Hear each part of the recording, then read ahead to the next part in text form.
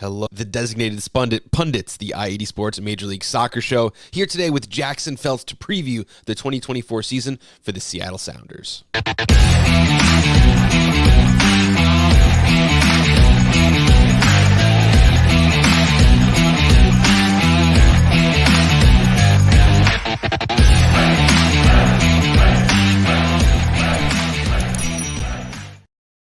Same old podcast, same old guys here at the Designated Pundits. You may have known us from I-80 Sports. We are still affiliated there, but you might be watching us on goals.tv. You might be listening to our podcast on your favorite podcast platform or on youtube.com/I-80 Sports, previewing all 29 Major League Soccer teams for the 2024 season. And today we have one of the best in the business, Jackson Phelps.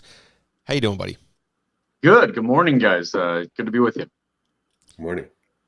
We're here bright and early, 11 o'clock Eastern time on today's a Sunday? Sunday? Yes. I took Friday off of work, so I'm all kinds of confused right now. This is like Monday part one. We have a lot to go over today, and we are previewing the Seattle Sounders, which had a very interesting year last year. Let's talk about it. In 2023, they were 14-11-9, finished second in the West, in the West, a little typo there on my screen, with the decision day win, bumped them up there. 41 goals scored, one of the lowest in the league, but 32 goals allowed was the best in Major League Soccer. They finished strong after a 2-4-6 summer stretch where it looked like playoffs were not going to happen this year. Jackson, talk to us about 2023. Yeah, I mean, let's just start right there, your last comment. Playoffs always looked like they were going to happen. We always kind of thought this is a team that's going to get in. The only question is, are they actually going to be able to do anything? Because as you said, I mean, 41 goals scored, that was not good. It really, really not good. And that was because of a number of things. I think you saw Nicolas Lodeiro getting up there in age and you know, they would try different things where a lot of different lineups last year where Albert Rusnak would eventually slide into the number 10 role right there in the middle at Cam. And then it was, how do we fit in Lodeiro? And they, try to fit in Lodeiro to the right side, and he ended up drifting to the left wing whenever he went on the right. That didn't work out very well. That would force a lot of other things to happen. So you had issues with Nico, you had Raul and the issues with him. Overall, there was so many different issues with this team not executing offensively. For most parts during the summer, it got to the point where we're kind of wondering, like, is this team even going to go to score a goal in the playoffs? Just because it didn't look like they were capable of scoring against good teams. So it got very, very frustrating offensively, but we always kind of just relied on that defense, which was, as we did, and you guys have said, best in the league. I mean, it is a core 5 guys, and you can even add Joao Paulo into the holding midfield into that, but and they're all coming back this year. Alex Roldan on the right, Nuhu on the left, Yemar Gomez Andrade, and then Jackson Reagan is dealing with a slight injury right now. We expect Jackson to be ready soon. But those 4 guys, then Stephen Fry in goal, to create kind of that 6 with JP. I mean, that right there is the best 6, group of defenders you'll find. And Stephen Fry's still playing at a high level. So that really led this team last year to being second in the West. And, I kind of go back to look at that, West semifinal against LAFC where it was 1-0. I mean, if this team had a little bit more offensively, just a little bit more, and maybe that is Pedro de la Vega. If Pedro de la Vega was on this team for that 1-0 LAFC loss in the playoffs, then that game, I think, is very different. Jordan Morris has multiple massive chances in the first half of that game where he could have given the Sounders a 1-0 lead, and it's a completely different game. Bouanga, who knows if he gets that goal or not, but either way, it is a very different game if Jordan Morris scores the chance there in the first few minutes. So ultimately to say, this Sounder team isn't that far off. I didn't think they were that far off, when they hit the playoffs last year, and because we kind of came on very, very late at the end. And I think the question is, for a team that is still so good defensively last year, can we just find that little bit extra that takes us over the hump and gets us back to where we think we belong, which is a title game? Absolutely. I love that. One of the things that I look for in Major League Soccer when I'm looking at teams who are going to outperform what they're expected is really the great defenses, because that is, I think, more suitable from year to year. And one thing that really jumped out to me with this team is 37 times last year out of 38, you lined up in a 4-2-3-1. That is, really,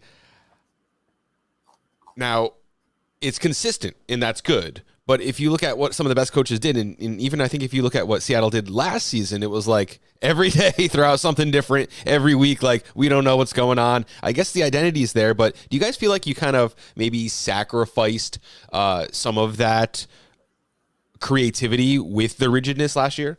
So here's the thing, Bob. We can say they lined up in a 4-2-3-1. We can say they lined up in a XYZU formation. The numbers don't really matter. Brian Schmetzer said this to us a couple of years ago. And I think it's just kind of lodged in a lot of our reporters' heads, is the numbers kind of don't mean much when we say they lined up in. The question is how the thing functions, right? Yeah. And functionally, we can say it was a 4-2-3-1, but they defended in a 4-4-2, and they attacked in a couple different formations. What you would see when they attack is you'd see Alex Roldan. This was a wrinkle they put in last year, and it worked really well at the start of the year, is they would swing Alex Roldan way high up the field, kind of into a high midfielder role on the right side. Christian Roldan on the right wing slot would kind of slide in to be a second, and what you'd end up kind of looking at is a 3-2. Again, the numbers don't really matter. You would just see a much higher attacking system, and then when they're defending, they just sink deep. Lodeiro is up next to Rui Diaz, and they would kind of just defend in the two blocks and a four, and that functionally worked really well. I think teams sort of kind of figured that out eventually and figured out how to defend Seattle offensively in that regard. But this season, Brian Schmetzer has kind of hinted at having new offensive wrinkles, and I think the interesting thing for this year will be, what is this wrinkle? How does Pedro de la Vega fit into this wrinkle? Do they continue to swing Alex Roldan up high to give them that extra attacker? We know that Nuhu is not going to do it on the left side. Nuhu, he may like to go choo-choo and run up the field on the left side, a few times a game, but he'll put in a great cross once every 5-10 games. He'll contribute offensively once every 10 games, but you can't really rely on that like you can rely on Alex Roldan. So I think offensively this year they'll likely call it a 4-2-3-1. I'd be very surprised if Brian Schmetzer didn't call it a 4-2-3-1. But how it functions again will be very different. And then as we see the graphics there, how Raul Rui Diaz fits into that wrinkle. Is Jordan Morris the starting forward? Does Rui Diaz have a fire under his ass and come back and try to fight for that starting role? And that battle between Jordan and Raul. I mean, we're here in Seattle, where for the last 14 years, we as sports fans in Seattle have certainly adopted Pete Carroll with the Seahawks mindset of always compete, always compete, always compete, always compete. And competition brings out the better of the guys competing. So Raul, Jordan, time for a massive competition, because the best guy, I think, will start. And right now, if I'm to give a single answer, I guess it's Jordan. But it really will come back to, how does Raul start this season? And how did these guys both in their specific kinds of games? Raul being kind of more of a technical guy, Jordan being more of a speedster, wanting long balls, wanting balls over the top, wanting through balls. How do both of them fit into whatever wrinkle that they're going to throw out on the offensive end? I love it. Now, Raul Rui Diaz, we did mention that he battled injuries last year. He had only 1,105 total minutes and only 5 goals in that time. In that time, Jordan Morris did need to step up as a striker. I don't love him there, but I prefer him out on the wing. He did very well in spot starts. I remember maybe the first or second game he started there, he scored like 4 goals, like all of them headers, all of them in the same time, maybe offering something different from the usual attack there. And this team did lose to LAFC in the quarterfinals of the 2023 MLS playoffs. Let's move now and talk just a little bit about the contributors who Scored all the goals. Jordan Morris, 13 goals total. I do like to say, however, that was very skewed. I think he scored like 8 goals in his first 5 full games last season, and then it was just kind of sporadic from that point on. You had Albert Rusnak combine 7 goals total. Leo Chu, 5 goals, 7 assists. Very important in this attack. A player that maybe we weren't as high on heading into the 2023 season. Raul Ruiz Diaz, 5 goals, 1 assist. Alex Roldan, 2 goals, 1 assist, and Nicolas Lodeiro, 1 goal, 5 assists. Let's talk about this contributors chart here. Yeah, I mean, seeing the consistency, you mentioned the consistency from Jordan Morris. Great to start the year. And that 4-goal game against Kansas City, that certainly helps that number be highlighted. But we need to see that more consistency. And maybe that's from Jordan. Maybe it's from Raul. Again, injuries will inevitably happen. This team is not going to stay 100% healthy in 2024.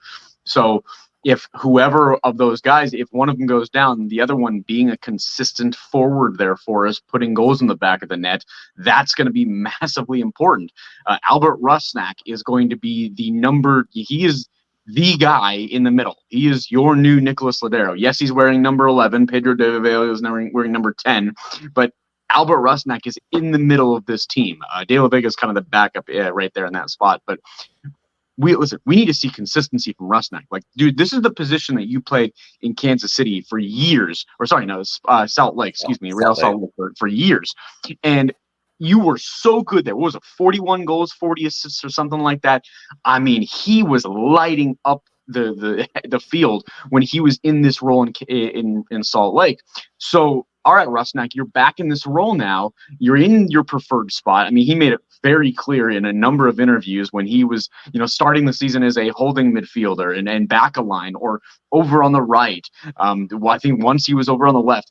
He didn't like any of that. He wants to be right there in the middle. He wants to be in that spot like he was in Salt Lake. So now, dude, you're back in that spot. Let's see you be consistent. Let's see you have the success you did at Salt Lake. I want to see, instead of 7 goals, I want to see that number be like 10 goals and like 8, 9, 10 assists, somewhere in that range. That's the type of numbers that Rusnak should be able to produce this year. The question of Leo Chu and Christian Roldan on the left and right wings, respectively, is a really interesting one because that affects where Pedro de la Vega goes. Because de la Vega, as we've been told, as we can see from highlight reels, can play on the left or the right.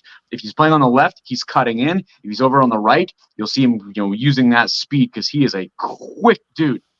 You'll see him using that to get down the side. So where he exactly fits in is relating to Christian. Does Christian go back a line because De La Vega's on the right?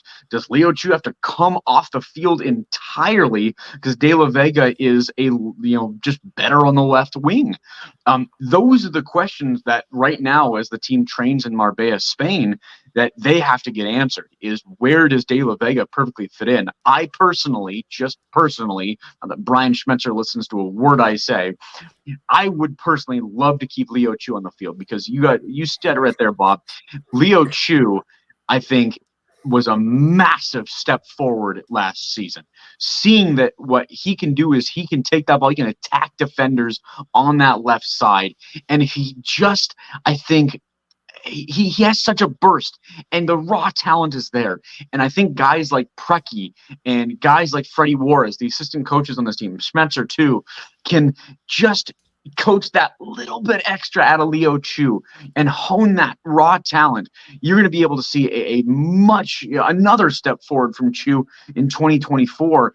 And I would love to be able to see Chu take that next step, but it requires playing De La Vega on the right for Chu to be able to do that. So, there's a whole bunch of, we have all these Lego pieces on the ground right now, and we're just trying to figure out which pieces go in the right spot. There's not exactly a manual. They're just trying to figure out what fits best right now in leading up to the season. I mean, if you had to ask me just based on what you say, I know who the odd man out is already, and that's Roldan. That's got to be right. We're not really excited to talk about him right now. So Christian would not come out. He would, I think, if it happens that De La Vega goes on the right, I think Christian Roldan would slide back a line and he would play next to Joao Paulo, and the odd man out would be Josh Atencio. Josh Atencio, who deserves some time to talk about. really took a huge step forward. I mean, so much so that he was a part of the United States men's national team at their January run with some other MLS players. I mean, Josh Atencio has established himself as a starting midfielder in this league. Playoff games as he showed. So Josh Atencio right now, I think it's Josh Atencio or Leo Chu, fitting in wherever Pedro de la Vega goes. So I think right now the question is: do you continue developing Chu, or do you continue developing Atencio? And Christian Roldan sliding back a line, he'll obviously get high up the field. He'll slide into that pocket on the right next to Rusnak. The team will effectively function as a 4-1-4-1 at times, I think, if that was the case.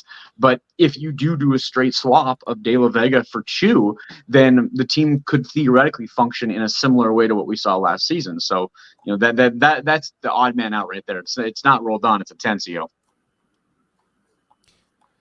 Incoming, outgoing players. Coming in, you got Pedro de la Vega, you got Nathan to help shore up that back line just in case of injury, and you got Danny Musovski coming in, which I don't know if that's a minor piece or a bigger piece. I have no idea what to expect from him. Played great in bursts. He's on the wrong side of 28, too, at this point in his career. So some question marks there. Obviously, fairly injury-prone as well. A lot on the PDLV wagon here. I guess that's why we've already kind of spoiled his incoming by saying his name 35 times in the first 20 minutes of this podcast. Players outgoing, you do have Nicolas Lodeiro. Can you just talk very briefly about what he meant to this team? And, it's always hard to say goodbye to those guys getting out from under a player before they're more of a liability than an asset.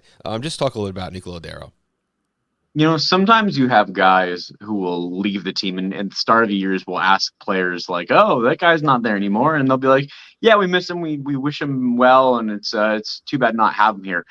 When we've been asking players at the start of the year training sessions and coaches and stuff about what it's like to not have Nico here, it's much more in-depth answers. Nico Lodeiro was clearly such a massive part of the soul of this club for the last 7 years. What Nico has meant to this community. I mean, he is. Let's just throw it right down there. There's not even a debate. Nobody can even argue against. He's the greatest sounder of all time. I don't think it's really remotely a debate. He came here in the summer of 2016, and we immediately won an MLS Cup. We had a run where we went to 4 MLS Cups in 5 years. He was the captain, wearing the captain's armband for all up until just this last summer, where Steph took it from him. And that was, as I've heard a Nico call, and just kind of knowing that his role was being dialed back, and he was on the bench for a number of games in a row. And everybody kind of was reading the writing on the wall, to the point that when we hit the playoffs, Nico even said, "This is my last year, and this is it for my time in Seattle." And I remember asking Nico, "Hey, listen, you're saying these things, but is the door open at all?" And he's like, "No, the door is closed. I'm done." And so we had that kind of, couple month run up of seeing, oh, this is the end. And not that it made it any easier to, wake up a month ago and see him wearing an Orlando City jersey, because that felt really weird. But he's just really embodied, I think, a lot of what it means to be a Sounder for 7 years. You put your head down, you fight like hell. You do all of the little dirty work that you possibly can, and you win trophies and put highlight reel plays on the board. I mean, even last year, in Leagues Cup, where he scores a golazo on a free kick, he's still putting these epic moments together. And even till the end, you just saw how freaking tough he was, and just tracking back to defend and doing every little thing that Nico did. I mean, he really did embody the Sounder way for so long, and not having him on the field from a aspect of players, just somebody you can rely on. You put the ball at his feet and he's going to do something good with it.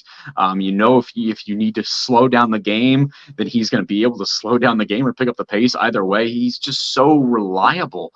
And there were some great stats I pulled up on him. From 2016 to 2019, he was, almost an everyday player for Seattle Sounders in those 4 years.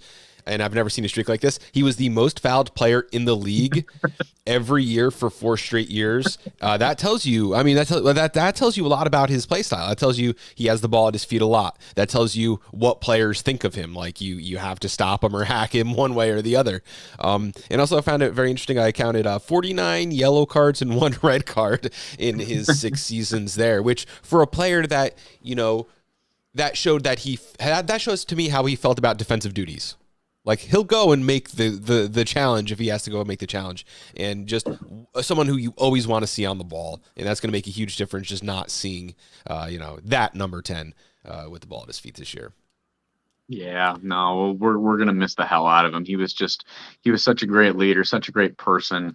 You can go to the classic lineup. We wish him well, but my God, like it still rips my heart out to not see him in green to start this year. Absolutely. Other players outgoing: Stephen Cleveland, Hebert, Kellen Rowe, Freddie Montero. No real everyday contributors there, right? Yeah, no, I mean, I think Hebert was a pretty big disappointment. He started the year with like 2 goals in 2 games. He was like, oh my gosh, like this guy that got from New York City FC for $500,000, and like, wow, like this has worked out beautifully.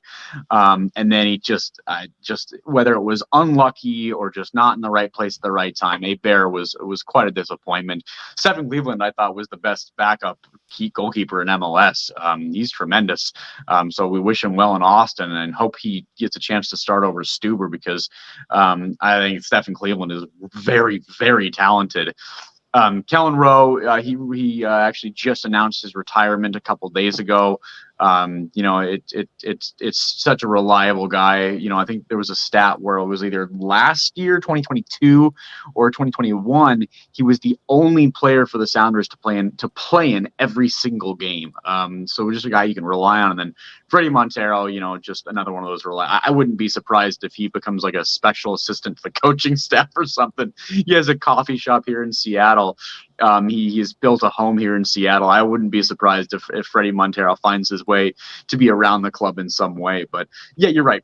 In terms of contributing like that, for this 24 team, I don't think you bring in Mazovsky. I think that's a direct replacement for Hebert. Probably will even get bigger numbers than Hebert.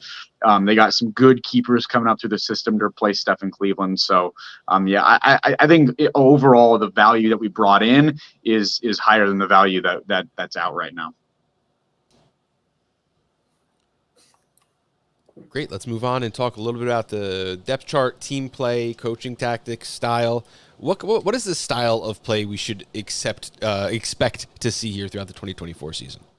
Style of play, I would expect. First off, it starts with defending. With Brian Schmetzer teams, it's always going to start with defending. And we mentioned earlier, we just got that phenomenal group there.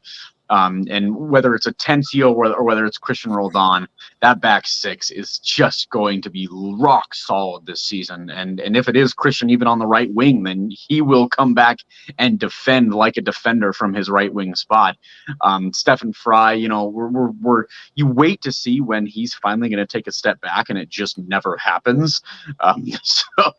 So I've stopped wondering. My wife likes his Wrinkle Wednesday posts. Do you see that on Twitter? He posts. He has like 2 pugs, bulldogs, something, some type of wrinkly dog, and he posts pictures. My wife knows he's one of the 3 Major League Soccer players. My wife knows.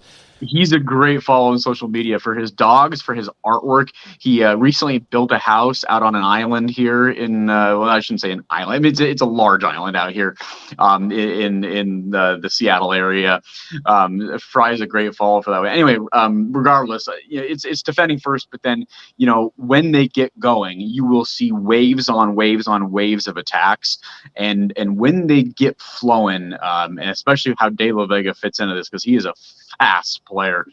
I think you're going to see the Seattle team be able to defend, sit back a little bit, and then when they're feeling it and when they are going, when they have possession, when they see the other team on their heels, they will just go for the throat, and you will see clinical nature. I think from Rusnak coming back to his RSL days. How De La Vega, I think he's such a technical, tricky player. I think you'll see him really attack well. Chu attack well. I think you're going to see a more lethal sounder attack this year if De La Vega is who we think he is. And again, it'll just come back to Jordan Morris and Raul Ruiz capitalizing in those moments. But in terms of style, to your question, it does start with the defending. It starts with good hard-nosed defending, not letting team. They may get to the final third, but this team is going to be damn near impossible to break down. All right, so we talked about the attack. I kind of statted everything out kind of how we would see it towards the end of last year. Jordan Morris and Raul Ruiz sharing duties up top. I guess Jordan Morris is technically ahead of him on my depth chart here, although, the healthy man goes. On the two forward wings, Chu and Roldan, with Pedro de la Vega and Rusnak behind them on the depth chart, or Alex Roldan behind him out on the right, or, kind of whatever's going on. We have that attacking three, but we've discussed that, I think, at length already. In the midfield, you have Albert Rusnak as the number 10, and João Paulo and Atencio as the defending midfield options. Let's talk about the depth behind them a little bit. Yeah, and it should be noted, Pedro de la Vega is going to start. He's 100% going to start. We just don't know where. And there really is nothing to us reporters indicating exactly where he's going to go yet. So in that depth there is we're looking at a lineup right now that doesn't even include Pedro de la Vega as a starter. He will go somewhere.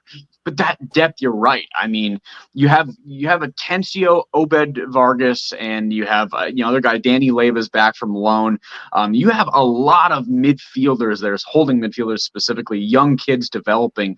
That, I mean, if Danny Leiva has to come in and start a game next to João Paulo, I have zero doubt he'll put together a decent performance. But I think it's the depth on the defensive end where this team could be real special. I mean, we saw Reed Baker-Whiting, the backup right back, who can also play on the left, it should be noted, and he can play up on the wing. He's not exactly a full-on attacking player, but he has the ability to be a backup to the right wing spot.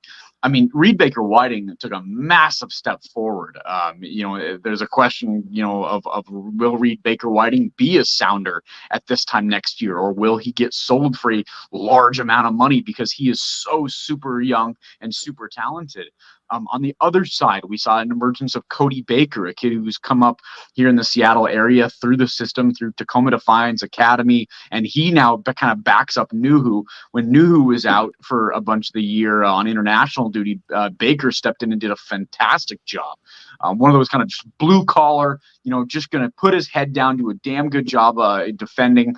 Not going to get up the field and attack ever, but for defensive depth at left back. And then they added John Bell, for more depth at the left back position. Bell's kind of more of a center back player. You still have Javier Arriaga, who I will go back to and say 5 years ago, he was a starter for an MLS Cup championship team, and a darn good one. So you have Javi backing up Gomez Andrade. You have now Nathan, who was, I think, a couple of years ago in San Jose, a great center back, really good in the air. So you have him. The depth of those back four, and even then the holding midfielders too, the depth defending is as good as it's ever been. Hell, the depth on the team overall, as we look on the offensive end too, with Morris, Ruiz, Mazovsky, and you see Rusnak being able to play really any of those three spots, De La Vega being able to play any of the three spots. The depth on this team, I think, is as good as it's ever been, maybe even better than 2019. It's really close. I think if this team loses a key player for a month, then there is the depth to pick up from that wherever that player who's out may be.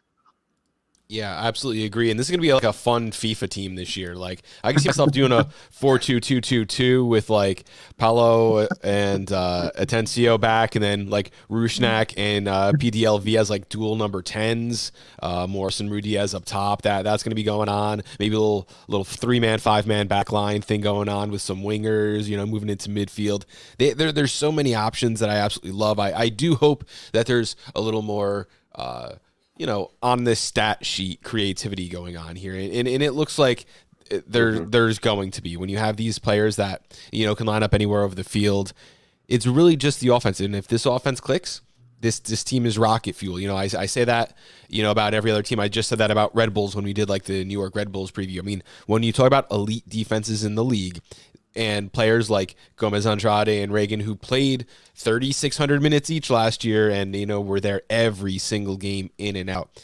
Good defenses, solid defenses that stay together. I would take this back line above Cincinnati. Cincinnati thinks they have the best back line, making the big signings. You don't know how players play together until they play together. And this is a proven back line. Proven back line. Would you take them over Nashville? Nashville's the other team who were, tied for goals against with Seattle. Can I take the left back and leave the right back? Because then I think yes, because I like Shaq Moore way over Alex Roldan. But yeah, I would. Yeah, I think I would too. But it's a great question because that Nashville team. I mean, we saw them. I remember taking that trip to Nashville last year when it was a 0-0 game. My God, they're good. So that's a tough one. I still take Seattle, but it is close. Although my argument would be that Nashville does it against much better teams. They're not in the cream puff West. I get to say that now because like 3 seasons ago for 10 years, it was the other way around where the Western Conference was, significantly better.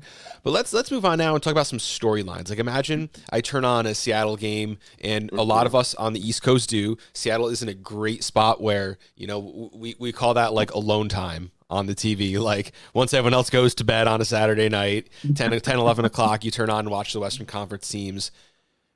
What are some storylines we should follow throughout the year? I wrote a few down here, and we'll go by some, but I want you to, shout out any that you can think of here. My first one is, how does Ruidíaz approach his swan song? We assume he's out. We're not sure on the depth chart where he is anymore. Is he just going to hit the ground running and play those games? Like, what should we expect from him this year? Yeah, I think you nailed it right there with your first question, because that really is, I think, the number one thing of who's your starting forward and are they scoring goals. If you're a regular MLS fan popping your head into Seattle once every few weeks, then I think you're taking a look at who is the starting forward, because if it's Jordan Morris, I think that shows that Morris has done enough to hold off Ruidíaz and hold that starting spot, and he's doing probably just enough to do that. If it's Raul who's starting in the game where you're poking your head in, and keeping in mind Jordan Morris being available in this scenario, and maybe he's out on the wing, but if Ruidíaz is starting, it's a clear sign that Raul has the fire under him and is having a great year. So I think the big question is Raul just, has he been okay with saying, all right, I'm just a super sub, this is what I am now? Or does he have the fight and does he have the ability to earn a starting spot back? Because I think you're right. This most likely is the final year of Raul Ruidíaz in Rave Green. And for him, it's a question of where does he want his career to go? Does he want to go still be a starter somewhere? Or does he just, is he just going to be this super stub backup kind of guy? So that is a massive, massive question of what Raul's mentality and ability is like this season. But your other questions, I think, are spot on. The identity for Seattle with Lodeiro gone is just tied immediately directly to Pedro de la Vega, who takes the number 10. Like, is it not Morris too? Like, Morris being the U.S. men's national team guy. If you ask most people around the league to, think of Seattle Sounders, I think I would say Morris first. But then, you got Roldan, who's like outspoken. He's like you're like, I kind of think of him maybe rightful or wrong as like, like almost like the politician of the team. Like, and I just kind of see the hat I see him wearing a little bit. Is it Pedro de la Vega? And I think that's tied into the next question, which is what's his best position? If Pedro de la Vega comes out as a wing, how many wingers do you have that are like the soul of your franchise? But what's his best position? What if the number 10 is his best position? He lights it up there. What happens to Rusnak? And I think Rusnak, it is Rusnak. We've gone back and forth about 40,000 times. I will always go to when I asked him at a press conference, just say your last name for me. Just say it. And he said Rusnak. Anyway, regardless, I think if it's the case where De La Vega just comes out and is the clear and away best guy for that number 10 spot, then I think Albert would go over onto the right. I think. I mean, and Roldan would slide down a line. They could find that Rusnak's just better in the system on the left side, and Christian stays on the right. And it's Leo Chu has to come off the field, but Rusnak would stay on the field. I think he absolutely would still find one of those wing spots. I just think that we're coming into this season with the very much assumption that De La Vega will either be on the right or the left, and that will define the identity of this team. Because if De La Vega is on the left side and Chu comes off the field, Atencio stays in, the identity of this team will continue to be a defensive powerhouse who may have moments where we see them potentially struggle offensively, unless De La Vega just comes in and lights up the world. If De La Vega goes on the right side and Roldan shifts down a line, we know Christian's going to get up the field. I think this team becomes a lot more balanced, and that's why I want to see De La Vega on the right, because if you can keep Chu and Christian Roldan both on the field, and you have Rusnak, and you have De La Vega, and you have Morris Ruidiaz, then I would be very surprised if that group, if they play together for, let's just say, 60, 65 minutes on a given day, I'd be very surprised if that group does not put 2 goals on the board against anybody. That's just a much more lethal offensive team. And let's face it, the problem with this team last year was offense. The defense, the back 4 plus JP plus Fry, is going to be great. It just is. So I am of the opinion that you do what you can to fix the offensive end, and I think you just get as much talent offensively on the field, because Josh Atencio, 1 goal last year, he's fine, he can get up the field, but he's a true, great defensive midfielder. If Christian's in that role, it's a different dynamic. I think my concern though about the offense is that, like, a few years ago, you watched Seattle's offense and they were sort of inevitable. They were going to score. They were going to find a way.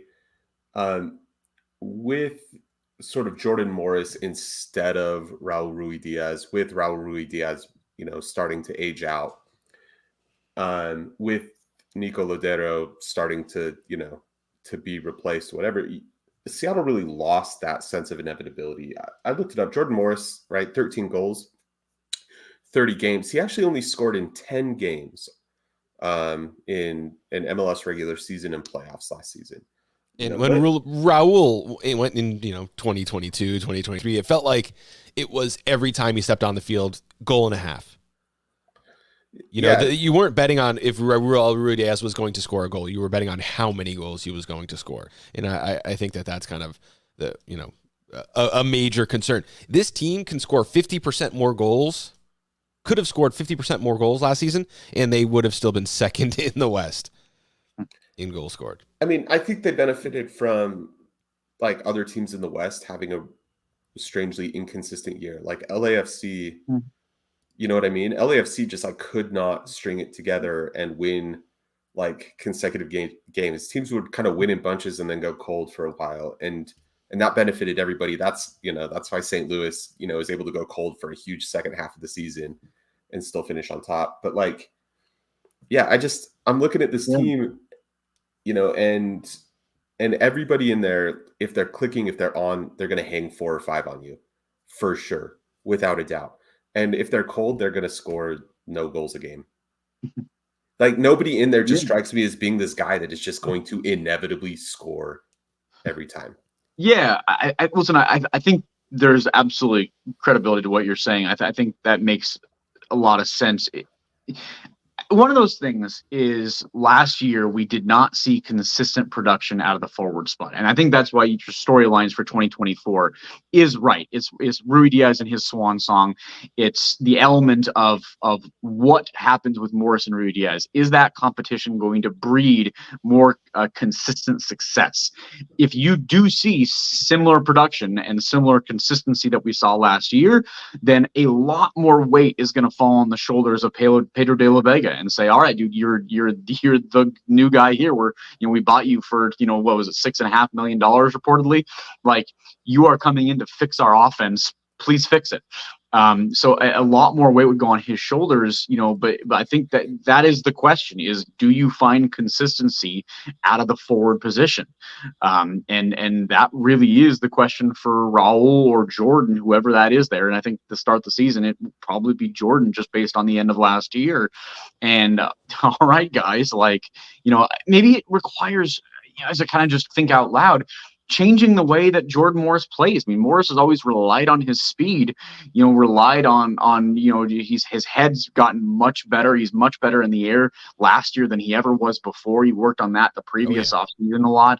So can Jordan Morris change the way he plays to be a more complete player, be more technical?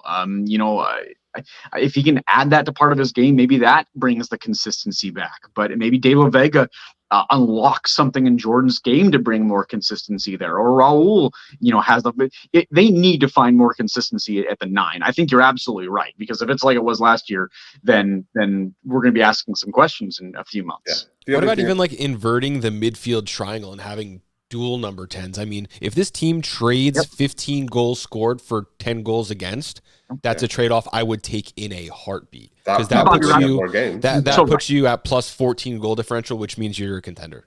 You're so right, and that's the thought, is if you can put, as I mentioned earlier, De La Vega, Chu on the field together, then what you can do is that 3 in the middle of Joao Paulo, Christian Roldan, and Albert Rusnak, you can put Christian up the field next to Rusnak instead of holding him. And again, it can function as a, they'll call it a 4-2-3-1. Doesn't matter what you call it. It'll function like a 4-1-4-1 where Roldan stays high. And suddenly you have a packed attacking midfield that will have a whole bunch of different dimensions to it, rather than trying to, sit 2 guys back. Flipping that triangle would unlock a lot, I think. Yeah. I do think you do need to find a way to unlock some more consistency, because the thing about Seattle that was consistent last season was that they missed big chances. Mm-hmm. They didn't actually create a ton of shots per game, but their expected goals was quite high. So quality opportunities that kind of went begging. Now, to be fair, a Bear probably had half of the expected goal chances on our team last year. Well, here's what you do in Major League Soccer. Incoming player from Red Bull outperforms expectation. Incoming player from the other New York team, negative expectation. Okay, one last thing I want to bring up.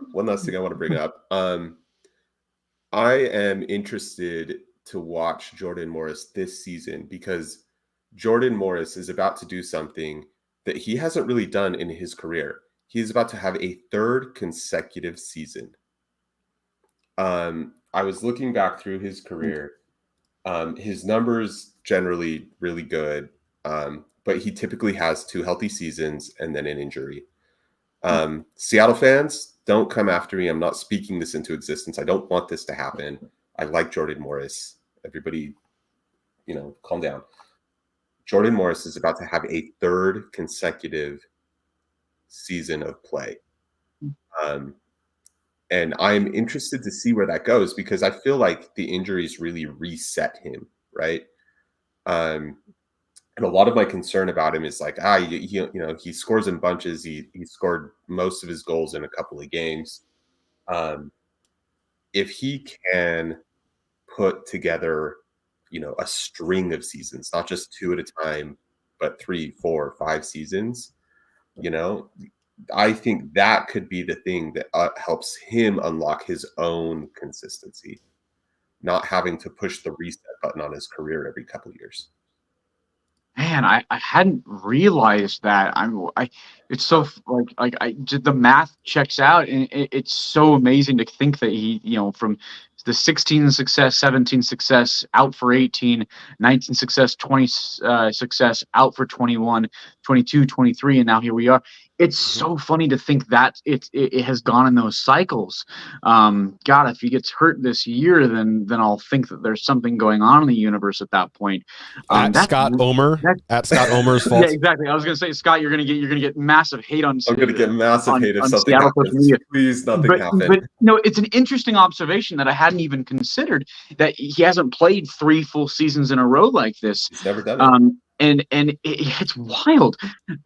So maybe that does, and again, maybe it's about changing the way that Jordan plays. Because listen, I think you guys mentioned, I forget if it was on or off the air, but he's no spring chicken anymore. Like he's getting up there in age a little bit. 29, yeah. Yeah, so changing the way he plays to be a little more technical, be a little bit tighter on the ball, not necessarily a hold-up play. I don't think he's a hold-up type forward, but just being a more complete forward rather than just utilizing his speed, and being that the guy that Chu can cross a ball into, and just knowing that Jordan's going to outrun a center back, being more than just that guy, I think would be huge for Jordan. And again, it's just going to come back to being pushed. Raul is going to push him. I think he will feel that fire, and if Jordan can recognize that and feel that and push his game to the next level and be more consistent, as we keep saying, be more consistent,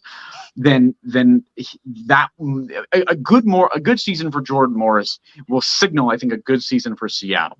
An inconsistent, poor season for Jordan Morris would, I think, signal a tough offensive season for Seattle.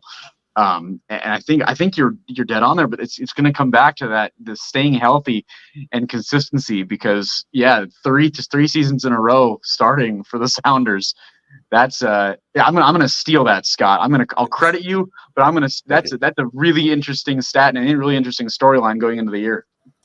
My last kind of takeaway here is, and this kind of falls on Jordan Morris and the Seattle Sounders, they were both better against bad teams. If you look at Jordan Morris's scoring, it was against teams with poor defenses. If you look at Seattle, when they win, they were doing better at beating bad teams. And I think we need to, part of the reset there is like, take the home field advantage back. Like, it needs to be to a point, if we're expecting this team to repeat, even as, second place, they need to win at home against good teams. They need to get results on the road. I guess that's kind of like a John Madden saying, like, if you want to be the best team, you got to win all the games.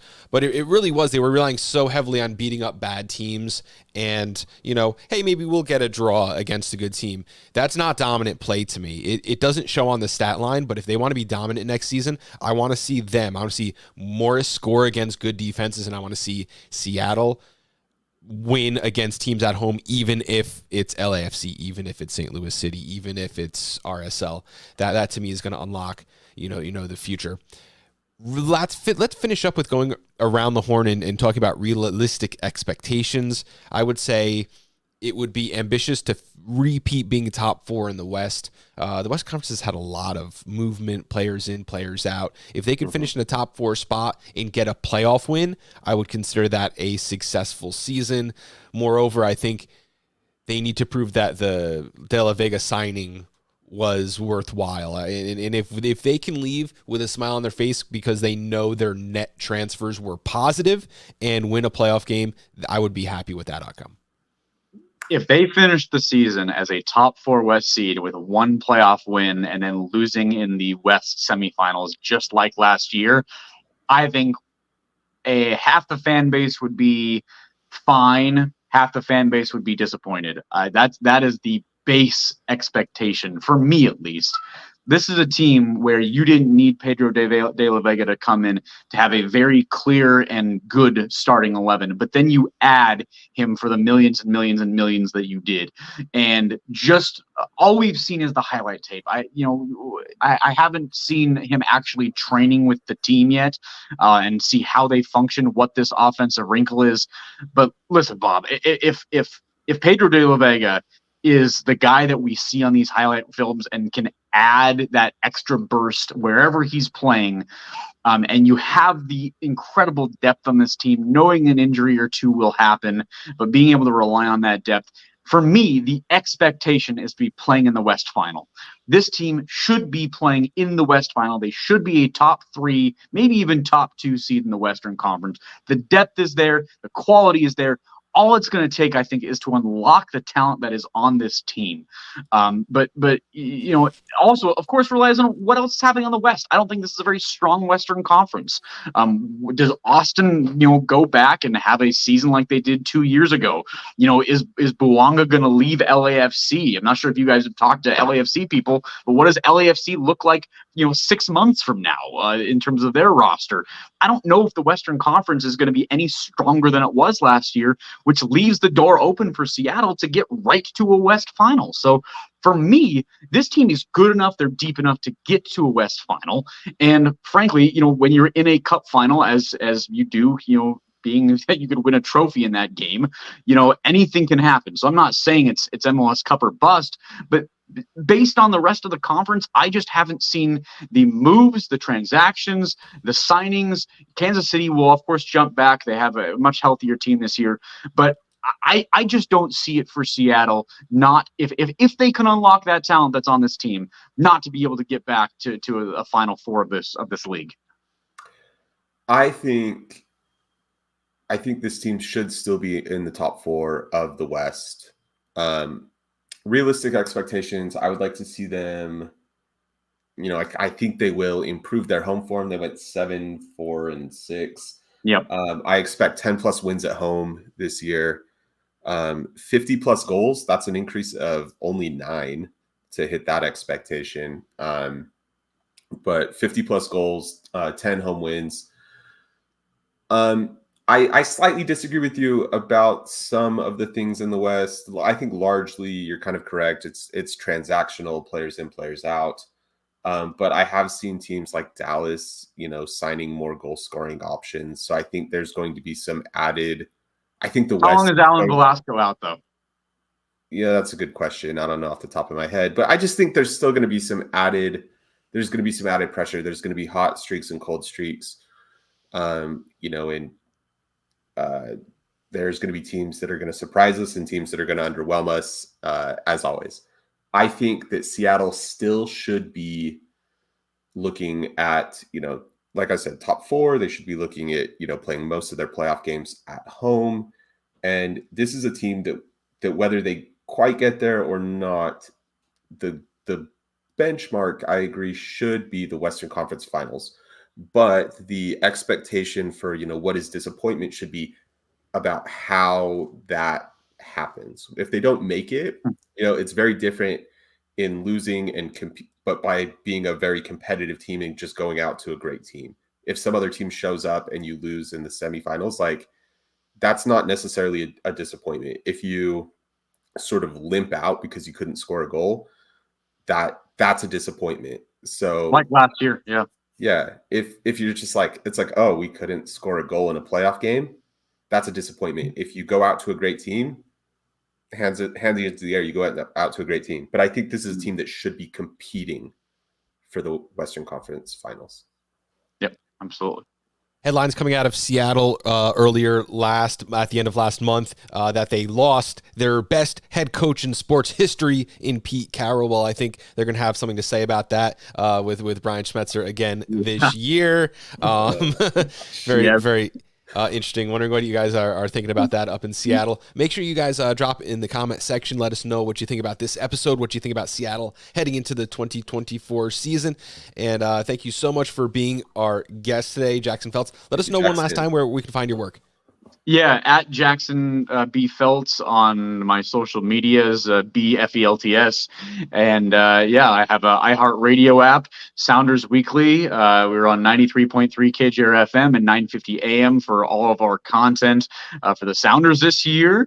Weekly shows will start up here in a few weeks. We've already done an initial Pedro de la Vega reaction episode with my producer. We're just kind of spitballing where he could play, but a lot of stuff there on the iHeartRadio app on Sounders Weekly. Love it. Thank you guys again, and thank you for checking out I-80 Sports.